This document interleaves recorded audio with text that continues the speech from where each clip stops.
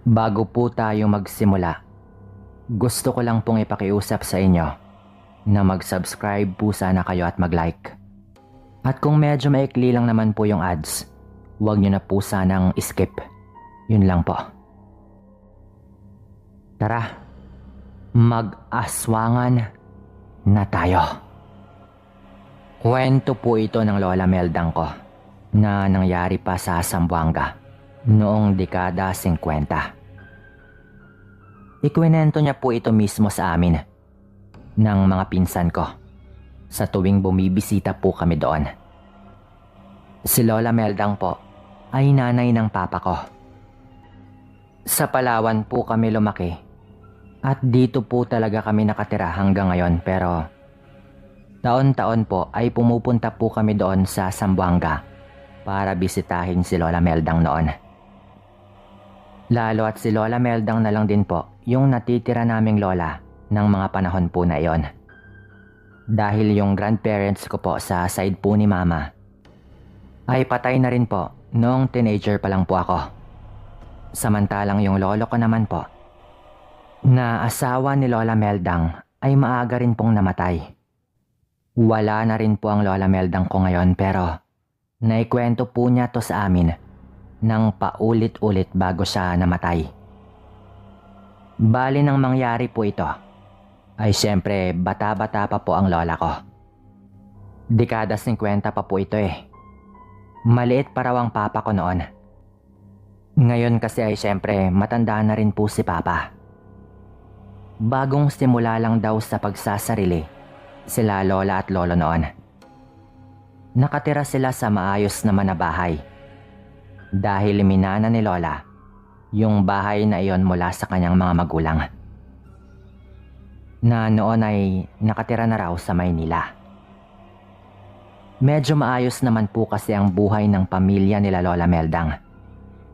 Kung baga may kaya naman daw sila at maituturing talaga silang isa na sa mga mayaman doon sa kanilang lugar sa Zamboanga. Yung bahay po na ito na tinutukoy ko ay ancestral house na po namin ngayon. May kalakihan po yung bahay. Gawa lang po sa kahoy, pero matibay at maayos po ang pagkakagawa. Ang lolo ko po noon, asawa ni Lola Meldang, ay isa raw engineer, kaya syempre nakakaluwag naman sila sa buhay. Madalas nga lang raw na wala sa bahay ang lolo ko noon. Naiiwan si Lola Meldang na mag-isang nag-aalaga sa kanilang dalawang anak. Ayaw din naman daw ni Lola na kumuha ng katulong noon. Dahil nung unang beses raw na kumuha sila ng kasambahay, ninakawan pa raw sila noon at umalis daw ng walang paalam. Kaya syempre, nadala si Lola na kumuha ulit ng bago. At mas pinili na lang daw niya na wag na munang magtrabaho at siya na mismo ang mag-alaga sa dalawa nilang anak. May trabaho din kasi sa gobyerno ang lola ko noon. Pero umalis na lang daw muna ito dahil ayaw niyang ipagkatiwala sila papa sa ibang tao.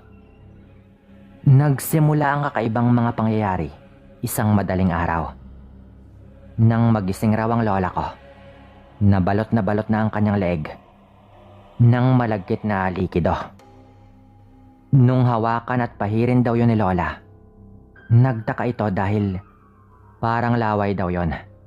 At yung tipong basang-basa talaga yung kanyang leeg na animoy dinilaan ang buong leeg ni Lola.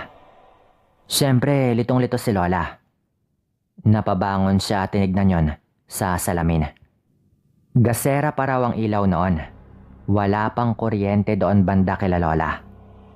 Malagkit daw po talaga yon, na imposible namang sarili niyang laway.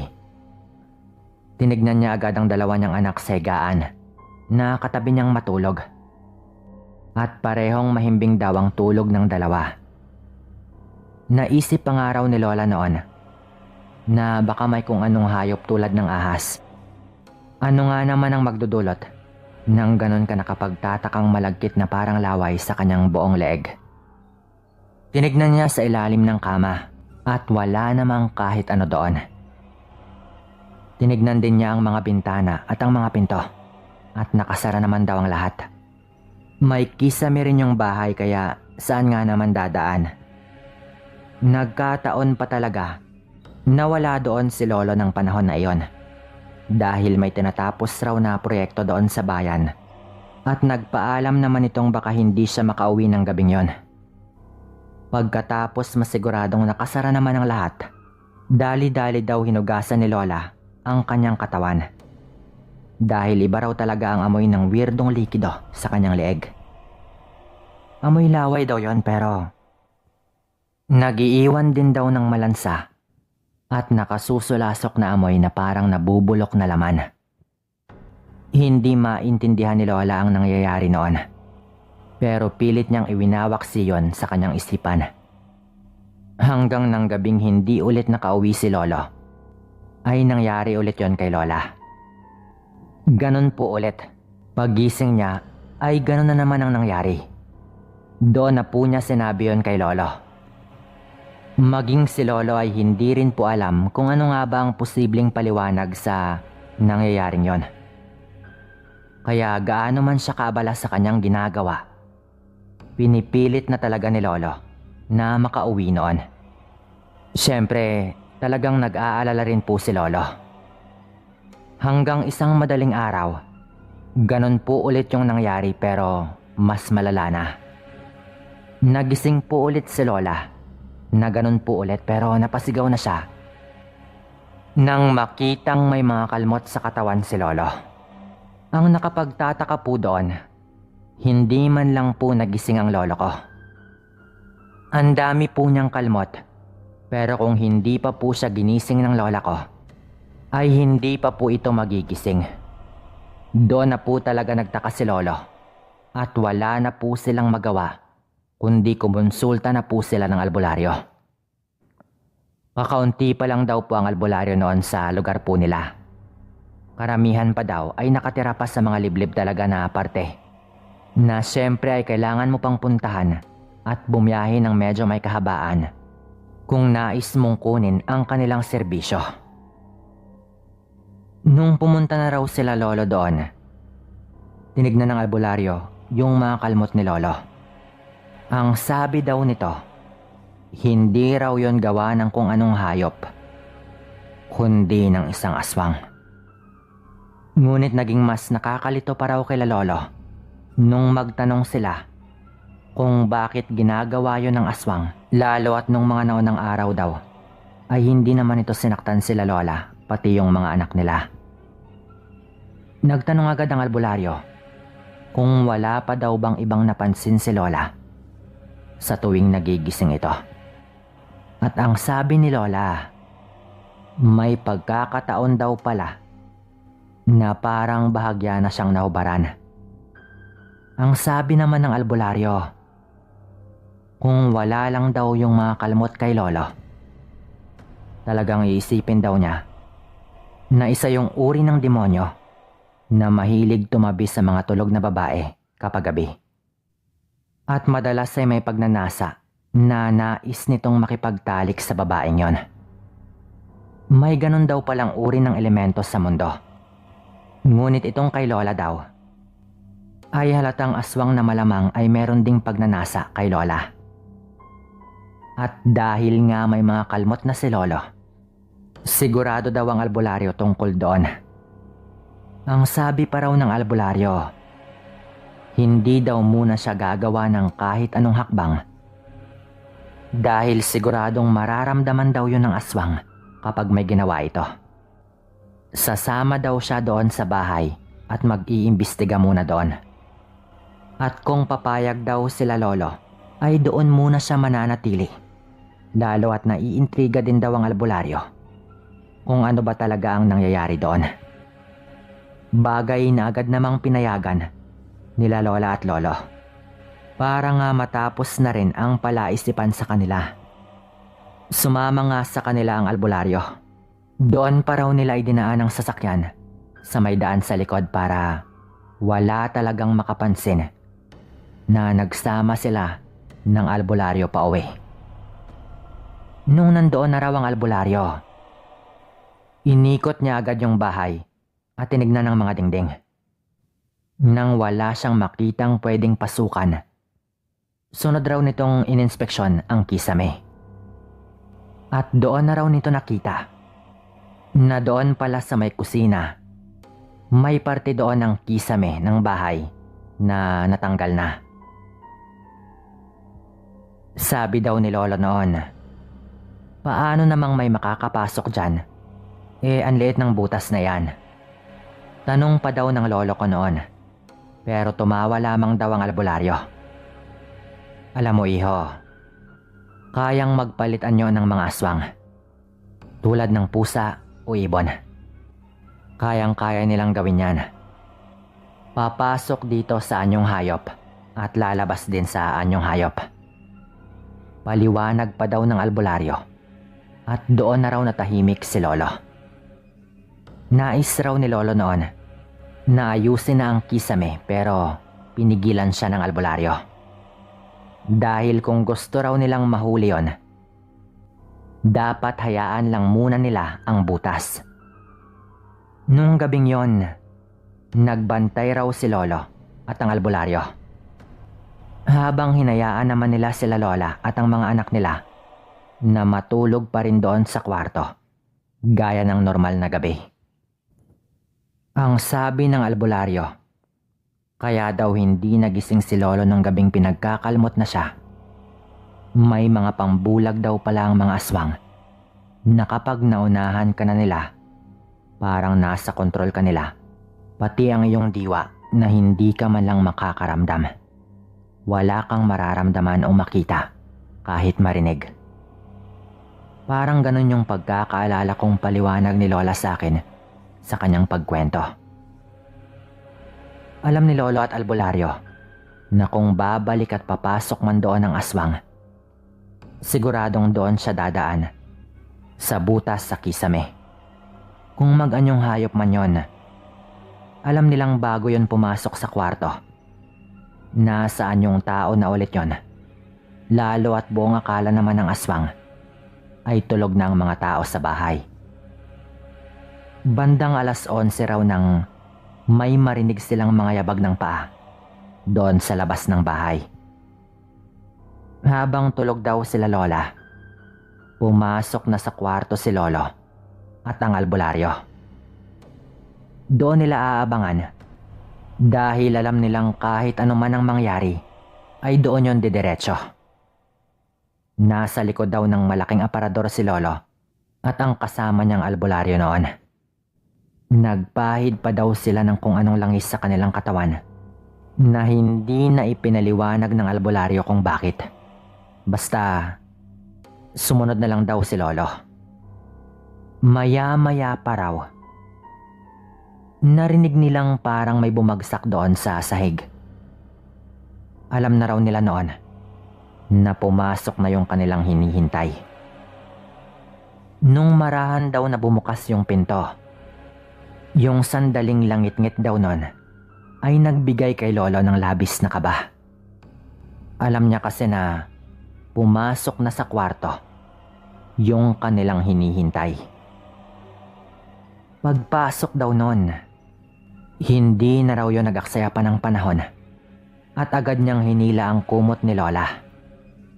Yung anyo daw nun, anyong tao na pero hindi makilala. Dahil nakakakilabot ang kanyang mukha. Walang kamalay-malay si Lola noon. Pero wala ring kamalay-malay ang aswang na yon. Nandoon na si Lolo at ang albularyo sa loob ng kwarto. At sa puntong yon ay matyaganang binabantayan ang kilos ng aswang. Nung yumuko daw yung nilalang na iyon sa may kama ni Lola, talagang susugurin na raw sana ni Lolo. Pero pinigilan muna siya ng albularyo.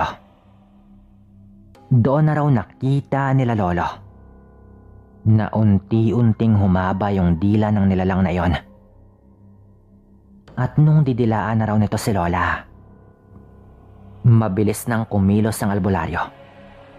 At may isinaboy raw ito sa aswang na parang apog. Basta parang abo daw yon. Nung ginawa daw niya iyon, nagulat raw ang aswang. At nung tumama daw sa balat ng aswang yung isinaboy na yon ng albularyo, nangisay daw yon. Dahil sa labis na sakit na parang nasusunog yung balat nun nung dumampi doon yung isinaboy sa kanya ng albularyo. Nagising daw agad si Lola nang mangyari yon. Si Lolo naman ay hindi na rin nag-aksaya ng panahon.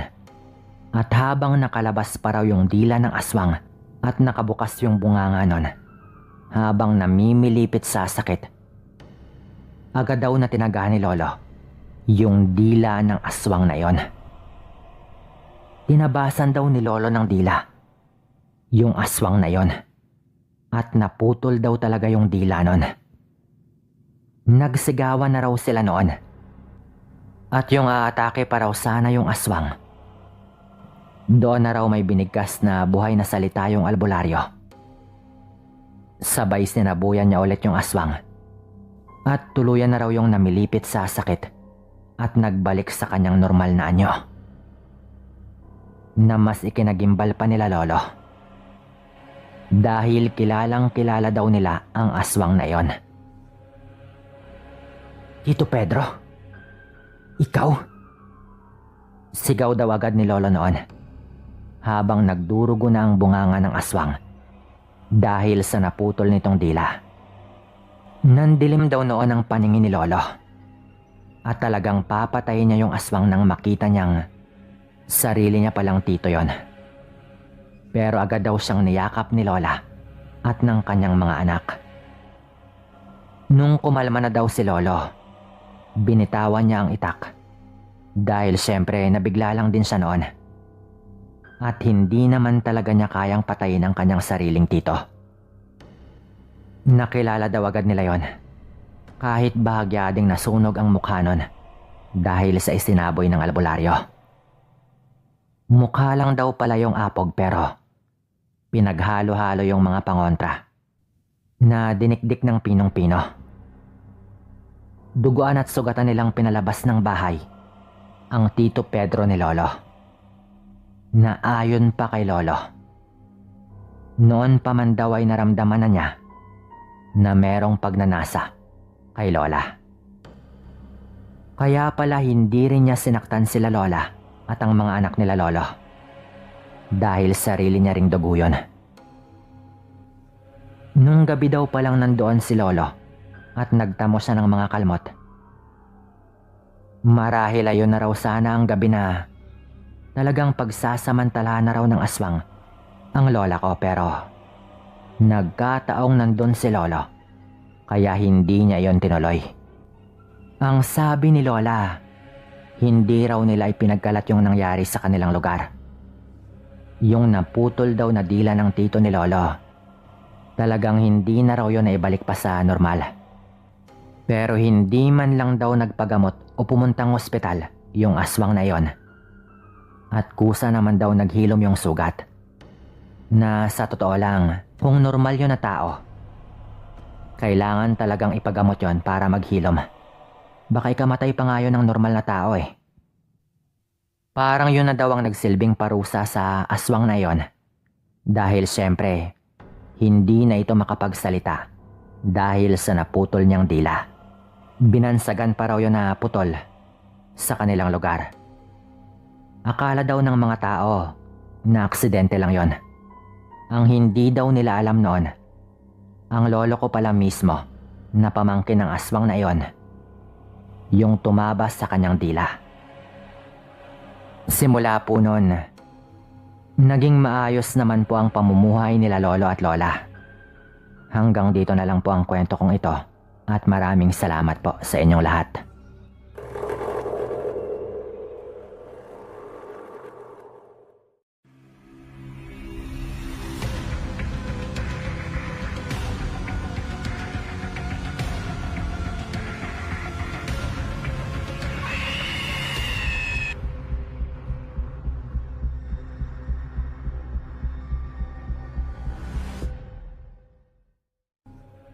Magandang araw.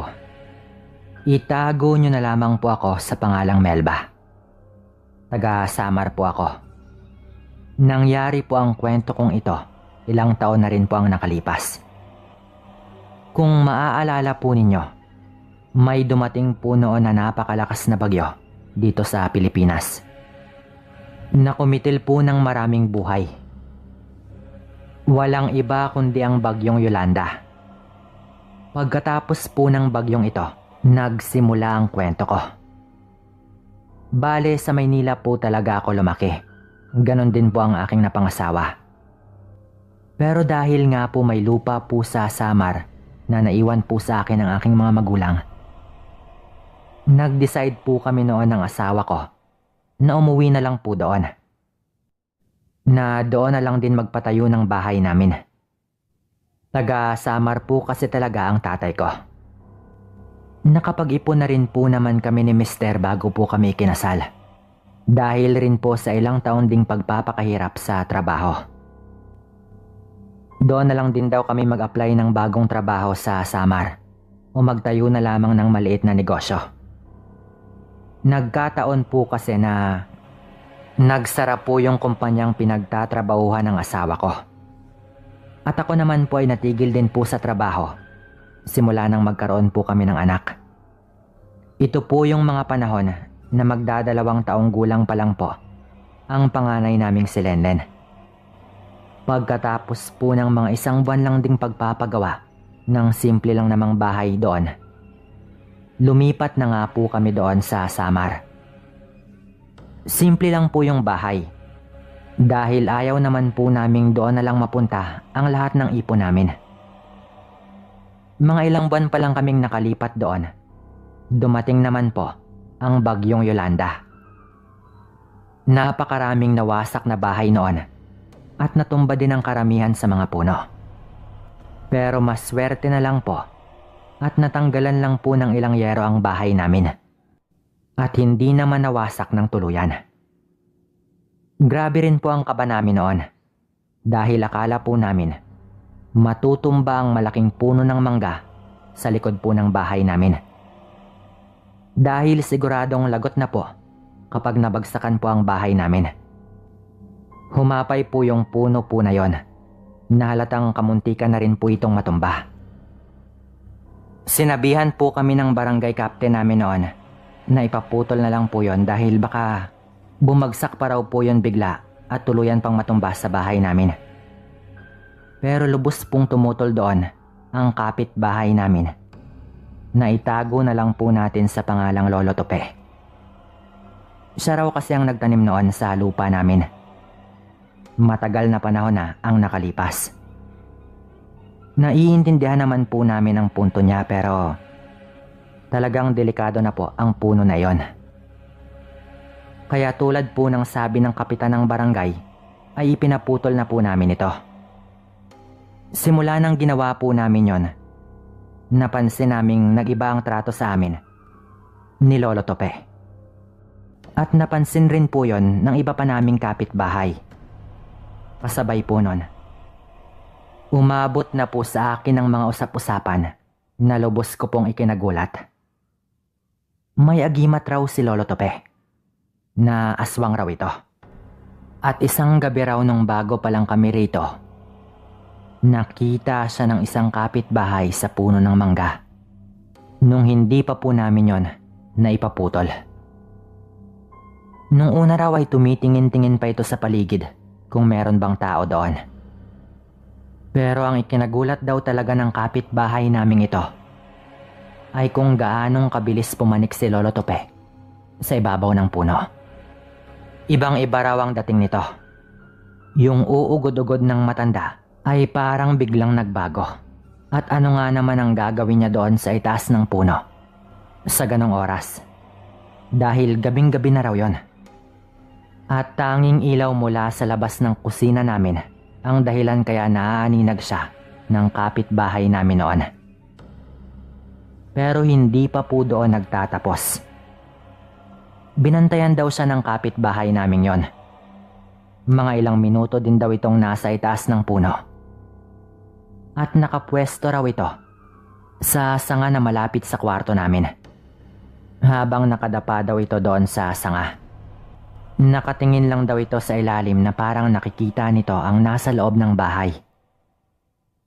Pagkatapos ng ilang minuto, tumalon daw po ito mula doon sa sanga, na parang wala lang sa kanya, samantalang mataas yon. Doon na po nila nakumpirma ang kanilang hinala kay Lolo Tope. Pero hindi nila ito agad sinabi dahil baka matakot daw kami, lalo at bago nga lang po kami rito ng panahon po na yon. Hindi po ako yung tipong agad na naniniwala sa mga ganoon. Kahit may mga ganong kwento din po sa akin ang tatay ko nung nabubuhay pa po ito. Nag-aalangan po akong maniwala siyempre. Pero isang umaga, nagulat na lang po kami ng asawa ko nang makita naming napakarumi sa labas ng bintana ng kwarto po namin. Gawa po pala sa jealousy ang bintanang yon. Mapapansin pong parang may mga gumuhit po talagang linya sa jealousy po mismo ng bintana. Yung tipong parang hindi lang po dumi, na parang may matalas po na bagay na gumuhit po mismo doon. At yung nakapagtataka pa po doon, abot po yon hanggang sa ibabaw, na parang may mataas po na bagay na kumalmot po doon. O baka kung anong hayop na merong pakpak na maaabot yon. Pero mahahaba po yung mga guhit. At yung mga dumi po ay parang putik po talaga na maitim, na halatang hindi po talaga ibon ang may gawa po doon. Kumuha po ang asawa ko ng isang balding tubig at basahan, at nilinis po namin ang dumi sa bintana. Doon na po mas naging klaro sa amin ang mga marka po doon. Karamihan po doon, parang 5 magkakatabing mga linya, na parang mula po sa mga daliri, na may matatalas na mga kuko. Talagang nakapagtataka ang mga kalmot na yon sa bintana, lalo at hindi man lang kami nagising ng asawa ko sa ingay na posibleng idinulot po nun nung gabing yon. Habang nililinis po namin ang dumi, ay nakatingin po sa amin si Lolo Tope. Sa bahay niya po kasi nakaharap ang bintana na yon. Masama lang po ang tingin nito sa amin, at hindi man lang po ito nagtanong kung ano ang nangyayari. Dahil galit pa rin po ito sa amin sa itinambang puno na dapat naman talagang itumba. Dahil nga nakakuha naman agad ng trabaho ang asawa ko sa isang lending company, madalas kami lang po ng anak ko ang naiiwan sa bahay. Nagsimula na rin po akong gumawa ng mga merienda po noon sa hapon. At kapag hindi po ito nauubos, nilalako ko po yon. Minsan sa paglalako, napadaan po kami ng anak ko sa bahay ni Lolo Tope. Dahil kalapit lang po namin yon na madadaanan po talaga. Naglalakad na rin po noon ang anak ko. Kahit bago lang po kami dito noon, napalapit na rin po talaga ang anak ko kay Lolo Tope. Kaya hindi maiiwasan na tawagin po nito ang matanda kapag nakikita niya po ito. Nagkataon pang nagkakape noon si Lolo Tope sa harap ng kanyang bahay. Kaya hindi po ito nakatiis at nilapitan po niya ang bata. Hinimas-himas pa po niya ang ulo ng bata. Pero wala man lang po itong sinabing kahit ano sa akin.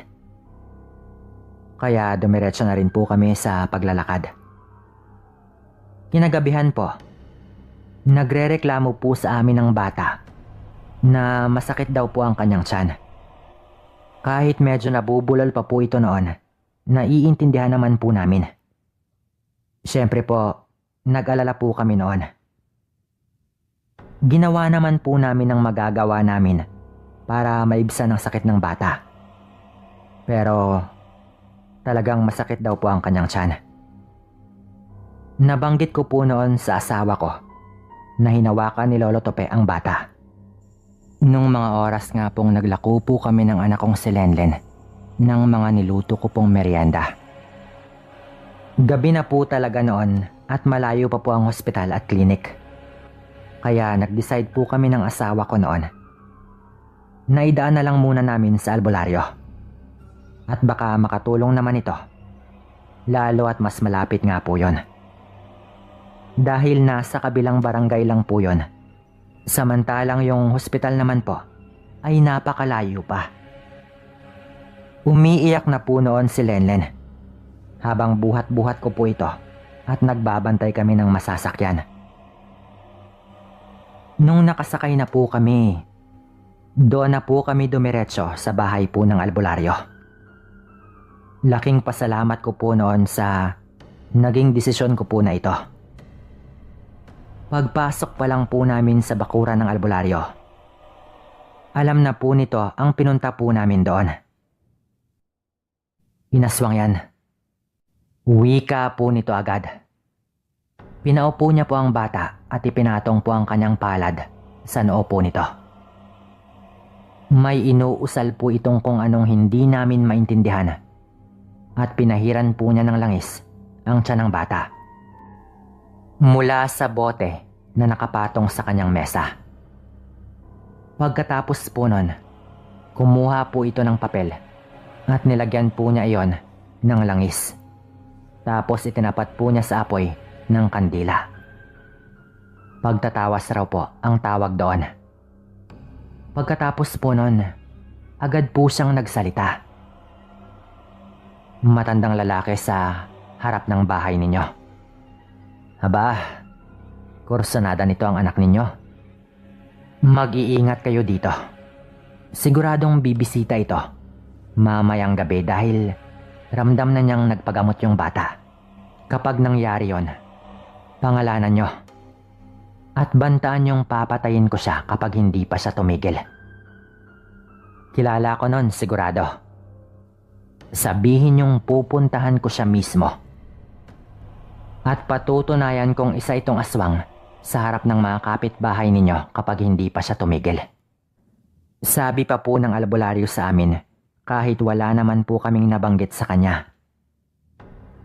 May binigay po siyang pangproteksyon sa bata at meron din pong langis na ipahi daw namin sa tiyan ng bata tuwing gabi. Tumigil noon ang bata sa kanyang pag-iyak at hindi na raw masakit ang kanyang tiyan. Umuwi na po kami agad pagkatapos po noon. Kinakabahan po ako noon dahil sabi po ng albularyo, babalik pa raw ang aswang ng gabi din na yon. Mga 10 PM ay nakauwi na nga po kami noon. Hindi po kami mapakali ng asawa ko noon dahil sa pag-aalala. Kaya sabi po ng asawa ko ay magbabantay raw siya ng magdamag. Nilagay niya ang kanyang baril sa cabinet na sa tabi lang po ng higaan namin. Dahil nga po kolektor po siya sa isang lending company, minsan po ay nagdadala po talaga ito ng armas. Siyempre minsan po, may dala po silang malaking halaga ng pera. May lisensya naman po yon pati po yung asawa ko. Naglagay po kami noon ng asin sa mga bintana. Maya-maya pa, napansin ko na lang po na nakaidlip na po pala ang asawa ko. Naiintindihan ko naman po dahil pagod nga po ito sa kanyang trabaho. Bandang 12:30 po ng hating gabi, nang marinig ko pong tahol ng tahol ang mga aso. Kaya nagmamatsyag na po ako noon. Pero mga ilang minuto po, tumigil din po agad yung mga aso. Kaya medyo napapikit na po ako noon. Pero muli po akong nagising nang makarinig po ako ng mga kaluskos na hindi ko po mawari kung saan ang gagaling. Tumahimik lang po ako hanggang sa parang may kumakalampag ng pinto namin sa kusina. Na para bang gusto po nitong pumasok. Ginising ko na po ang asawa ko noon dahil sa takot. Agad niya po namang kinuha ang kanyang baril at tinignan po sa kusina. Maya-maya pa, bumalik po ang asawa ko sa kwarto. Dahil wala naman daw siyang nakita doon. Kaya lalabas na lang daw po siya ng bahay para tignan. Aalis na po sana siya, pero hinila ko po siya sa kanyang suot na damit. Natatakot po kasi talaga ako noon. Dito ka lang. Huwag ka nang lumabas at baka kung sino pa ang mabaril mo. Sabi ko pa po sa asawa ko. Dahil siyempre ay ayoko naman pong makadisgrasya po ito. Nagigising-gising po noon si Lenlen na parang hindi po ito mapakali. Kaya tulad po ng sabi ng albularyo, pinahiran ko lang po ng langis ang kanyang tiyan. Nilibot po noon ng asawa ko ang buong bahay po namin. Mula sa mga bintana at sa mga pinto. Hanggang sa biglang kumalabog po sa bubong po namin.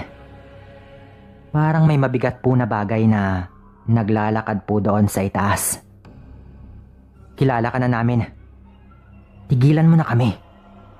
Sigaw po noon ng asawa ko. Pero parang mas nagalit pa nga po yon na parang gusto na po nung tuklapin yung yero po ng bubong namin. Dahil po doon ay nagalit na rin po talaga ang asawa ko. Alam kong ikaw yan, Lolo Tope. Sinabi na sa amin ng albularyo. Kapag hindi mo pa kami tinigilan, papatayin ka talaga namin. O ipapaalam namin sa buong barangay ang tungkol sa'yo. Sigaw po noon ng asawa ko. At pinaputukan po niya ng baril ang kung anong gumagapang po sa bubong. Kitang-kita ko pong nabutas yung bubong namin. Bago namin narinig na parang may tumalon o bumagsak po sa lupa mula doon sa bubong. Mabilis po na tumakbo ang asawa ko noon palabas. At nagulat na lang po ako noon nang may marinig pa po akong isa pang putok ng baril. Naglabasan na po ang mga kapitbahay namin noon. Pero hindi na po nahuli ang aswang po na yon. Paglabas daw po niya, ay naabutan pa niya ang isang hayop na kulay itim na tumatakbo sa may likod ng bahay namin. Kung saan matataas po talaga ang mga talahib. Kaya agad raw po niya iyong pinutukan. Pero napakabilis daw po nung kumilos. Hinalugog pa po ng mga kalalakihang kapitbahay namin ang lugar doon banda, pero wala po silang nakitang kahit ano. Kinabukasan po, napag-usapan na po namin ng asawa ko na alang-alang po kay Lenlen ay mananahimik na lang po kami tungkol doon. Lalo at wala nga po kaming patunay. Iisang tao lang naman po ang hindi namin nakitang lumabas ng gabing yon. Kahit lahat nga po ng kapitbahay ay nagsilabasan na po ng gabing yon. Alam nyo na rin po siguro kung sino ang tinutukoy ko. Si Lolo Tope.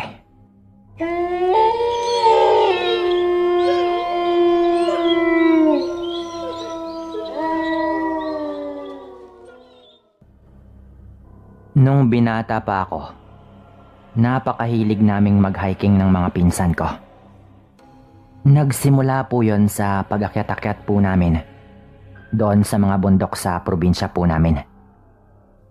Hanggang sa dumayo-dayo na po kami sa ibang mga probinsya para akyatin ang mga bundok doon at nagka-camping po kami doon sa tuktok. Hindi naman po sa mga profesional po talaga kami o yung mga matataas po talaga na bundok sa Pilipinas yung inaakyat po namin. Yung sakto lang naman po syempre. Kung baga parang nakahiligan lang po namin. Bilang mga teenagers din po noon na walang magawa po sa buhay. 17 lang po ako nang mangyari ito. At yung 2 pinsan ko naman po, siguro mga 18. Bali magkakapatid po yung mga nanay naming 3. Pinsang buo kung baga. Tawagin nyo na lang po pala ako sa pangalang Ray. At yung 2 pinsan ko na parehong lalaki, tawagin naman po nating Jason at Ryan. Lumaki ako sa pamilyang medyo nakakaluwag-luwag naman po sa buhay. May maayos naman po kasing mga trabaho ang mga magulang po naming magpipinsan. Kaya yun din. Medyo may kalayaan po kaming pumunta kung saan-saan sa tuwing walang pasok. Nangyari po ito nang may inakyat po kaming bundok sa probinsya ng Iloilo. Nga pala, taga Negros po ako. Pero nagkataon po noon na nagbakasyon kami ng mga pinsan ko ng ilang araw doon sa tita namin na taga Iloilo. Dahil nandoon na rin po kami, biglaan po naming naisip na bakit hindi na lang namin akyatin yung bundok na malapit lang doon sa bahay nila tita. Hindi naman po yun mataas talaga pero kumbaga sinusulit lang din po namin ang stay namin doon. Lalo at 3 din naman po kami kaya naisip namin nung time po na yon na bakit nga naman hindi. Since nandoon na rin naman kami at nakapunta na rin naman kami sa beach, so yun na po talaga ang next namin na target na gawin noon. Ginawa nga po namin. Ang plano po namin noon magpapalipas lang kami ng gabi doon. Parang katuwaan lang din po. Total may mga gamit naman doon sa tita namin na pwede naming magamit sa camping. Kahit nga hindi planado yon. Naghanda nga po kami noon. Nagkataon po noon na kahit mainit po ang panahon ay mahangin din po. Kung hindi po ako nagkakamali, November po yon dahil yon po ang birth month ko. So medyo malamig na rin po ang simoy ng hangin noon. Umakyat na nga po kami sa bundok mga bandang 4:00 po ng hapon. Kasi nga balak naming magpalipas ng gabi doon. Nagbibiroan pa kami noon habang naglalakad paakyat. Halata pong marami namang umaakyat po doon. Dahil parang meron na pong trail na sinusundan po namin noon. Pero nung umakyat po kami, wala po kaming nakasabay. Bigla pong naihino ng pinsan kong si Ryan. Biniro pa po namin siya na baka manuno nga siya dahil umihi siya sa likod ng isang puno. Ilang sandali lang po pagkatapos noon, may nakasalubong po kaming isang matandang babae na pababa po ng bundok. Meron po itong baston na nagsisilbing alalay po niya sa kanyang pagbaba. Dahil may katandaan na nga po yon at puting-puti na nga rin po yung buhok. Wala po siyang tsinelas noon at maamo po ang kanyang mukha na sa unang tingin po ay talagang nakakaawa po.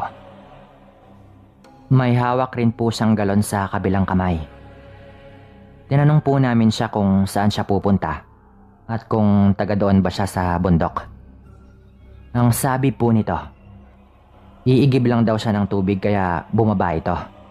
At nasa may unahan lang daw ang kanyang bahay. Nagtanong kami kung baka kailangan niya ng tulong. Pero sabi niya, kayang-kaya naman daw niya. Lalo at araw-araw din po talaga niyang ginagawa daw yon para hindi humina ang kanyang katawan. Ngumiti lang din po kami noon at sinabihan po namin siyang mag-iingat siya.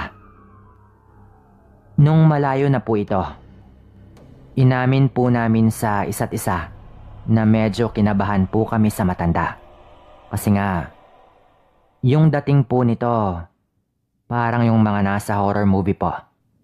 Lalo at puting-puti at mahaba po talaga ang kanyang buhok noon. Pero halatang mabait naman po ito, base sa tono ng kanyang pananalita. Nagpatuloy po kami noon at sa kalagitnaan nga po ng pag-akyat namin, may nakita nga po kaming kubo. Malamang doon po nakatira ang matandang nakasalubong namin. Nagpatuloy pa kami ng mga ilang minuto at narating na nga po namin ang tuktok. Tulad po ng sabi ko, sakto lang naman po yung taas po ng bundok. Pero napaka-presko po talaga doon sa tuktok at napakaganda po ng view. Inantay lang po namin ang sunset doon at nag-set up na po kami ng aming tent. Madalas naman po namin gawin yon. May mga kalat po noon sa itaas kaya medyo nainis po kami. Dahil malamang gawa po yon ng ibang mga umakyat doon. Parang binigay lang po talaga sa amin ang araw na yon. Kasi nga wala kaming nakasabay noon. Nung sumapit na po ang dilim, parang normal lang naman po. May dala po kaming ilaw noon. Yung binobomba-bomba muna bago umilaw. Nakalimutan ko na po kung ano ba yung tawag doon. Dahil yung pinsan ko naman po yung marunong doon. Hiniram lang po namin yon sa kapitbahay po ni tita. Maswerte naman po kaming pinahiram noon. Naglaro na po kami ng baraha, tong-its, pusoy, mga ganon po. Pagpatak po ng mga 8:00 po ng gabi, doon na po nagsimula na makarinig po kami ng mga alulong sa hindi kalayuan. Kahit sanay naman po kaming makarinig ng ganon. Siyempre, medyo napaisip po kami dahil parang malapit lang po sa amin. Samantalang nasa itaas po kami ng bundok. Ang sabi po noon ni Jason, baka naman daw yung matandang nakasalubong namin ay baka aswang pala. Sino nga naman daw ang hindi mapapaisip doon? Dahil sa edad niyang yon, parang weirdo nga naman na nandoon siya sa bundok nakatira, malayo sa ibang mga pamamahay. May punto po talaga siya doon, dahil karamihan daw sa mga aswang noon talagang nakahiwalay, nakatira malayo sa ibang tao. Ayaw makipaghalubilo. Malayo sa nangyayari sa panahon ngayon, kung saan marunong na silang makisama para hindi sila mapaghinalaan. Tuloy-tuloy po talaga ang mga naririnig naming alulong noon. Tapos ilang sandali pa, nagliparan po ang mga ibon sa isang parte ng bundok na talagang ikinagulat po namin. Bakit nila gagawin yon kung walang nakakatakot na bagay o nilalang na gumulat sa kanila? Dinig na dinig po namin yon. Hindi lang rin po nanggagaling sa isang direksyon yung mga alulong na naririnig namin. Yung tunog po nun, talagang kikilabutan ka po. Ang sabi noon ng mga pinsan ko, mukhang hindi raw magandang magpalipas pa kami ng gabi doon. Siguro tulad ko, nakaramdam na rin sila ng kakaiba noon. So ano ang gagawin natin? Ngayon pa ba tayo bababa? Gabi na at nandito na tayo. Parang hindi rin ligtas na bumaba pa tayo. Sabi ko po noon sa kanila. Ang sabi po ni Ryan, baka masyado lang daw kaming nag-iisip dahil sa mga naririnig namin. Tinatakot lang daw siguro namin ang aming mga sarili. Ang sabi pa nito, mga asong ligaw lang siguro yan. Kaya umaalulong kanina pa. Sabi niya pa po sa amin na medyo nagpakalma naman po sa aming dalawa ni Jason. Kahit alam naman po namin pareho na meron talagang mali sa aming mga naririnig at nararamdaman ng mga oras na yon. Maya-maya pa po, may naririnig na po kaming parang tumatakbo sa paligid at ilang sandali lamang po. Nakarinig po kami ng isa na namang nakakatakot na tunog. Yung tipong parang may isang hayop pong pinapatay. Yung parang biglang sinunggaban ng isa pang mabangis na hayop para maging pagkain. Sobrang lapit na po talaga nun sa amin. Pinatay na po namin yung ilaw sa tent namin noon. Parang nakakatawag po kasi ng pansin yon. May buwan rin naman po ng gabing yon. Halos malapit na pong bumilog. Malinaw rin po ang langit kaya medyo maliwanag pa rin po naman. Kahit maraming puno doon banda sa pwesto po namin. Parang lahat po kami ay nag-decide na noon na umalis na roon sa kinalalagyan namin. Dahil sobrang lapit nga po ng mga naririnig namin. At nakakarinig na rin po kami ng mga pag-angil. Kung hindi man po mabangis na hayop yon, baka aswang. Yun po yung nasa isip namin noon. Bumaba na rin po kami noon. Hindi na po namin ginamit ang flashlight dahil medyo maliwanag naman po ang buwan at para hindi na rin po kami mapaghalataan ng kung anumang naririnig namin. Talagang desidido na po kaming umalis doon. Iniwan lang po namin yung tent at binitbit lang kung ano ang kaya naming bitbitin. Ilang sandali lang po pagkatapos naming umalis doon sa tent, narinig na po naming parang winawasak yung tent na yon. Yung tipong parang pinupunit na parang may kung ano pong nagwawala doon. Napasigaw po noon si Jason na agad naman po naming tinakpan ang kanyang bibig. Halos patakbo na po kaming bumababa noon. Hindi naman kami makatakbo talaga dahil delikado nga dahil may mga parting medyo matarik. Nung narinig po naming may umaangil at tumatakbo doon banda sa direksyon namin, hinila ko po sa may damuhan yung mga pinsan ko. Halos ilang segundo lang po. Pigil hininga po kaming tatlo nang makita po naming papalapit sa amin ang isang kakaibang nilalang. Kakaiba po talaga yon. Hindi po mukhang aso o mukhang kung anong hayop. Sa totoo lang, mukha po yung tao na pagapang po kong kumilos. Doon pa lang po, alam na po naming aswang yon. Yung mga pangil po at yung mabalahibong katawan, pati na rin yung mga matang pulang-pula. Alam ko pong naaamoy niya kami na meron talagang tao doon sa paligid. Akala ko po noon, katapusan na po namin ang mga oras na yon.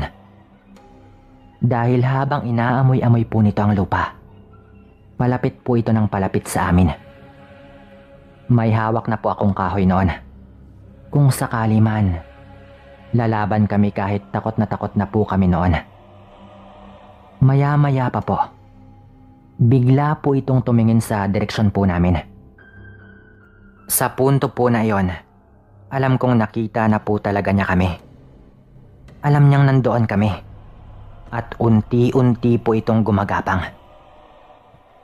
Parang yun po ang pinakamatagal at nakakatakot na ilang segundo ng buhay namin. Nagulat na lang po kami nung halos ilang hakbang na lang po yun sa amin. May bigla pong parang malaking asong tumalon doon. At inatake po nito yung aswang na iyon. Nagulat po kami noon. At sandali po silang nagpangdumog sa lupa. Hanggang sa nung makawala po yung aswang, ay agad po itong tumakbo palayo. Nung una, akala ko po ay nagkataon po lamang. Pero kahit saan ko po tignan, imposible pong isang normal na hayop din ang umatake sa aswang po na iyon. Nung tumakas na po yung aswang, lumingon pa po sa direksyon po namin yung malaking asong yon na parang alam din po nitong nandun kami. At pagkatapos po nun ay mabilis na po itong tumakbo pababa ng bundok. Doon pa lang po namin hinabol ang mga hininga namin. At hindi na po kami nag-isip kundi tumakbo na po kami pababa ng bundok. Nagkanda tumba-tumba pa nga po kami noon pero talagang nagmadali po kaming makababa. Nang mapadaan po kami sa kubo, nandoon po yung matanda sa labas. Meron pa nga po itong hawak na lampara. Kinabahan pa po kami nung una dahil iniisip namin na baka siya yung aswang. Hindi nga naman imposible. Dahil siya lang naman yung nakakaalam na nandoon kami sa itaas ng bundok. Pero agad po nitong sinabi na wag raw kaming matakot dahil ligtas na raw kami. Hindi po kami nakasagot noon at agad po kaming nagpatuloy. Pero nung nakalagpas na po kami sa kubo, sumigaw pa po yung matanda na siya raw ang nagligtas sa amin. Dahil po doon, tumigil po ako noon at parang kusa na lang pong lumabas sa bibig ko ang salitang salamat. Tapos tumakbo na rin po ako pababa, kasunod sa mga pinsan ko. Magaan lang po talaga ang loob ko sa matanda na alam ko pong totoo ang kanyang mga sinabi. Nakauwi po kami noon ng ligtas. Salamat po sa nagligtas po sa amin. Parang iniligtas po kami ng isang aswang laban sa isa pa. Ito po ang kwento namin na kailanman ay hindi namin malilimutan. Salamat po kung mapili ito.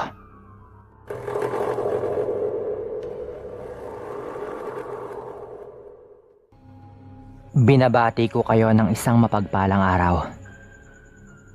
Nagpapasalamat ako kung mapili itong aking kwento. Tawagin niyo na lang po ako sa pangalang ninyo. Ako po ay taga-probinsya ng Samar. Eastern Samar, pero hindi ko na po babanggitin kung saan po talaga mismo ang barangay. Ilang dekada na po akong naghahanap buhay bilang isang mangingisda. 58 taong gulang na po ako ngayon. Hindi po ako nakapagtapos ng kolehiyo kaya walang nahanap na matinong trabaho kundi ang mangisda. Bata pa po ako, ito na ang ginagawa ko. Kaya dito na lang po ako sa nakasanayan kong gawin hanggang sa tumanda. Bata pa lang din po ako, Sir Dan, ay paulit-ulit na pong sinasabi ng tatay ko na totoo ang mga aswang. Lalo na po kapag nalalasing po ito. Lagi po nitong ikinukwento sa akin ang nangyari sa una niyang asawa at anak. Ang sabi ni tatay, kaya daw namatay ang asawa at kanyang anak ay dahil daw sa isang aswang. Wala nga lang talagang naniniwala sa kanya daw noon. Ayon pa sa kanya, ipinagbubuntis daw ng una niyang asawa noon ang kanilang panganay na anak. Nang makunan daw ito at namatay na rin. Kahit anong sabihin daw ng iba, alam ni tatay na aswang ang may gawa nun. Na ayon pa po sa kanya, mismong kapitbahay daw nila nung nandoon pa siya sa Negros Occidental nakatira. Taga doon po kasi ang tatay ko, Sir Dan. Lumipat lang siya dito sa Samar noong mapangasawa niya ang nanay ko. Pero ni minsan po, hindi niya binanggit sa amin ang pangalan ng una niyang asawa. Hindi na rin po kami nagtatanong dahil ang sabi sa amin ni nanay, nasasaktan pa rin daw ang tatay ko sa tuwing naaalala niya iyon. Namatay daw kasi ang kanyang mag-ina sa mismong araw ng kanyang kaarawan. Opo, kaarawan po ng tatay ko nung makunan ng kanyang unang asawa at mamatay ito kasama ang anak nilang ipinagbubuntis din po nito. Yun din po siguro ang dahilan, Sir Dan. Kaya ayaw na ayaw ng tatay ko na ipagdiwang ang kanyang kaarawan. Noong mga bata pa po kami, kahit papaano po, naghahanda po talaga ang tatay ko sa tuwing kaarawan po namin. Pati yung kay nanay, pero kapag kaarawan po niya, ayaw po talaga nito. Siguro ay naaalala po nito ang nangyari. At bilang respeto sa namatay niyang mag-ina, hindi po siya nagdidiwang ng kanyang kaarawan. Dahil nga naniniwala siya sa mga aswang, ay may kung ano-ano pong mga gamit ang tatay ko. Meron siyang langis na nabili niya sa isang manggagamot. Merong kakaibang punyal. At sa tuwing nakakahuli po kami ng pagi, kinukuha po talaga ng tatay ko ang buntot nun. Marami po kaming ganon sa bahay namin. Ang iba, ibinibigay pa niya sa kanyang mga kaibigan. Yung ilan pa po naming buntot ng pagi, pinabasbasan pa po talaga ng tatay ko sa isang albularyo. Ang sabi po nito, balang araw daw, magagamit niya yon para maipagtanggol ang kanyang pamilya o para makaganti sa mga aswang. Ganon po kasi dihi ang kanyang pagnanais na makaganti. Kung sakaling mag-cross ang kanyang landas sa isang aswang, talagang bibigyan daw po niya. Hanggang sa isang gabi po. Kakagaling lang po niya sa palengke noon dahil doon po siya nagtatrabaho pagkatapos tumulong sa pagkatay ng mga baboy sa slaughterhouse sa umaga. At normal na po na gabi po talaga ito lagi nakakauwi. Pagpasok po agad ng tatay ko sa pinto, bigla po itong may sinabi sa amin habang nakaupo kami sa may kusina. Si Mang Arnaldo, nakita ko kanina doon sa may likod ng palengke. Iihi lang sana ako doon. Hindi ko naman inaasahan ang makikita ko. Wika pa po nito. Si Mang Arnaldo po ay kasamahan din po ni tatay na kumakatay ng mga baboy sa isang slaughterhouse na malapit lang din halos sa palengke, kung saan nagbabantay din po ang tatay ko sa isang pwesto doon pagkagaling niya sa slaughterhouse. May katandaan na po itong si Mang Arnaldo, pero nagtatrabaho pa rin po doon. Napaupo po si tatay noon at bigla niyang tinakpan ng kanyang bibig na parang nasusuka. Kitang-kita ko, Beng. Kitang-kita ko talaga. Wika pa po nito kay nanay. Yun po kasi ang kanilang tawagan. Nagtanong po kami agad kung ano ba yon. Ang sabi ni tatay, aksidente daw po niyang nakitang may kinakain kung ano doon sa likod ng palengke. Si Mang Arnaldo.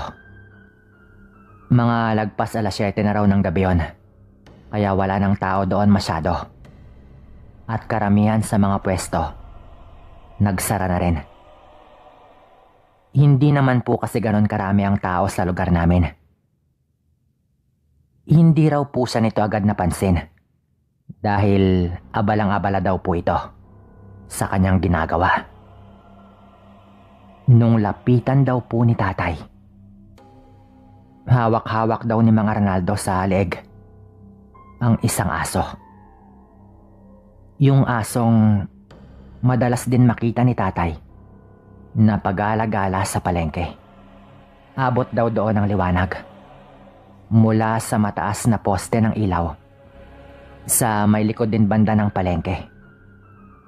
Natigilan daw po ang tatay ko noon dahil ilang segundo lang ang nakalipas. Umihi lang po siya doon banda, tapos biglang ganun ang makikita niya. Ayon pa po kay tatay, yung sitwasyon daw ng matanda ay parang wala itong pakialam sa kanyang paligid. Yung tipong hindi niya man lang po si tatay napansin na parang inabutan po ito ng labis na pagkauhaw sa laman doon mismo sa may palengke. At hindi po ito nakapagpigil. Nang bigla daw mapatingala si Mang Arnaldo mula sa kanyang pagkakayuko, agad daw po nitong binitawan ang hawak niyang hayop na parang tatakbo sana ito, pero nagsalita po noon agad ang tatay ko. Kaya pala lagi mong hinihingi ang dugo ng baboy at ibang lamang loob kapag may kinakatay tayo. Ganyan ka pala. Wika raw agad ng tatay ko noon. Tinignan daw siya ng matalim ng matanda at ang sabi raw nito, kapag kumalat ang tungkol dito, alam ko ang daan papunta sa bahay ninyo. Wika raw ng matanda habang nanlilisik ang kanyang mapupulang mata na parang pinagbabantaan nito ang tatay. Meron siyang dalang armas noon, yung patalim na katamtaman ng haba na pinasadya pa po niyang ipinagawa sa isang kakilalang marunong din sa mga bagay-bagay tulad ng paggawa ng agimat at panggagamot. Pero dahil kilala niya ang matanda at may pinagsamahan din po sila ng matandang yon, lalo at araw-araw silang magkasama sa katayan ng baboy, hindi po nagawa ng tatay ko na bunutin yon sa kanyang tagiliran. Pero kilala po ni tatay na matapang ang matanda at hindi raw niya alam ang kaya nitong gawin. Siyempre, kinabahan po kami noon, maliban lang kay tatay. Nung gabi po na yon mismo, ang sabi po ni tatay, matulog lang daw kaming parang isang normal na gabi. Pero magbabantay daw siya. Dahil alam daw niya na kahit hindi pa niya ipagkalat ang nakita niya, susubukan pa rin siyang dispatchahin ng matandang aswang.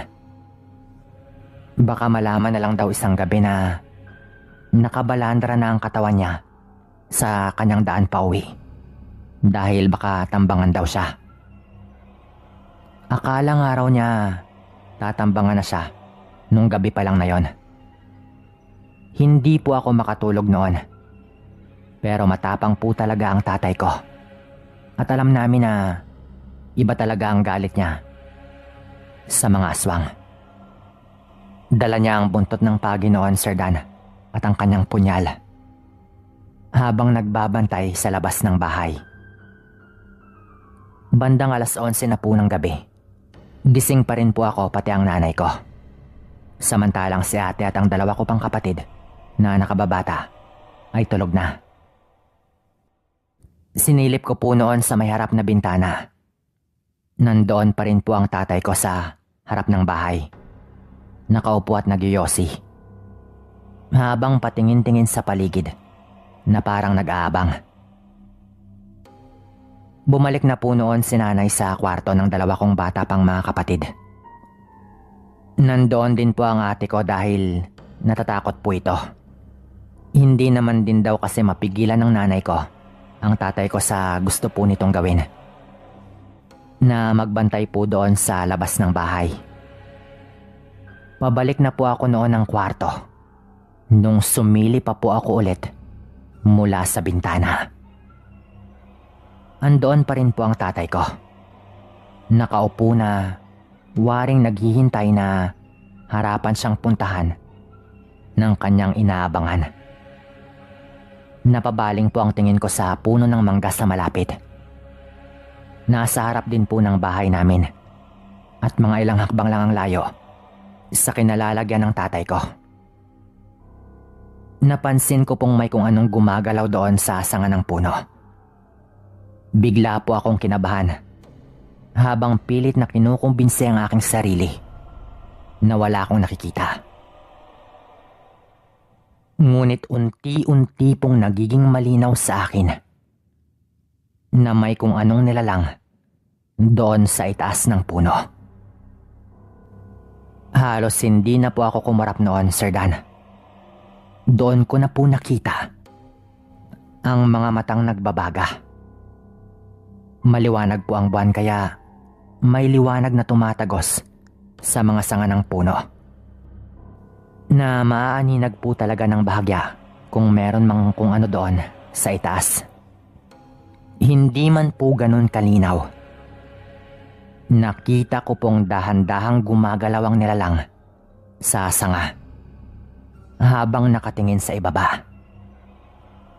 Walang iba kundi sa kinalalagyan po ng tatay ko. Maitim po yun kaya hindi ko po maaninag ng malinaw, pero napansin ko po agad ang kanyang mga kuko habang dahan-dahan po yung gumagapang at nakabuhos ang buong atensyon sa walang kamalay-malay kong ama sa ilalim ng puno. Binuksan ko po ng tuluyan ang bintana noon at sumigaw po ako. "Tay! Sa itaas ng puno!" Sigaw ko po noon. At sa punto din po na iyon mismo, narinig ko po ang malakas na tunog ng sanga habang may mabilis pong tumalon mula doon. Naalerto po ang tatay ko dahil sa pagsigaw ko. Pero kitang-kita ko pong dinudumog pusa ng aswang na iyon. Sa kaba ko po, nanginginig kong binuksan ang pinto, sabay dampot sa isang kahoy panggatong sa gilid ng bahay. Ngunit narinig ko pong sumigaw ang tatay ko na wag akong lumapit. Pati po si nanay noon napalabas na pero ayaw po kaming palapitin ng tatay ko. Pagtingin ko po sa kanila, nakita ko pong nasaksak po ni tatay ang aswang na iyon. Dahil hawak-hawak po niya ang patalim habang siya po ang nasa itaas. Nung sandali pong nangisay ang nilalang na iyon, mabilis pong kinuha ni tatay ang buntot ng pagi at paulit-ulit po niya iyong hinataw. Alam kong ikaw yan. Paulit-ulit din po nasigaw noon ni tatay na alam ko pong ang matandang si Mang Arnaldo ang kanyang tinutukoy. Habang ginagawa po yun ng tatay ko, nakita ko pong may sugat po ito sa braso. Laking gulat po namin noon na yung mabalahibo at maitim na nilalang biglang naging taong walang kahit anong saplot sa katawan. Tumambad po sa amin ang kulubot at payat nitong katawan. Katawan po yun ng isang matandang puno na po ng latay. Walang iba po yun kundi si Mang Arnaldo. At nagmamakaawa po ito kay tatay na kahit hayaan man lang daw siyang makauwi dahil panigurado daw na hindi na rin kakayanin ng kanyang katawan ang kanyang mga tinamong sugat. Doon na po nang ibabaw ang awa sa tatay ko at hindi niya kayang tapusin ang matanda. Pinaalis po niya ito at hinang-hina naman pong tumayo at naglakad paalis ang matandang si Mang Arnaldo. Akala po namin noon magagawa pa po niyang gumaling o kung ano man ang paraan ng mga aswang para paghilumin ang kanyang mga sugat. Pero ilang araw lang po ang nakalipas. Pumunta po sa bahay namin ang asawa ni Mang Arnaldo at binalitang wala na raw ang matanda. At meron daw itong pinapasabi kay tatay.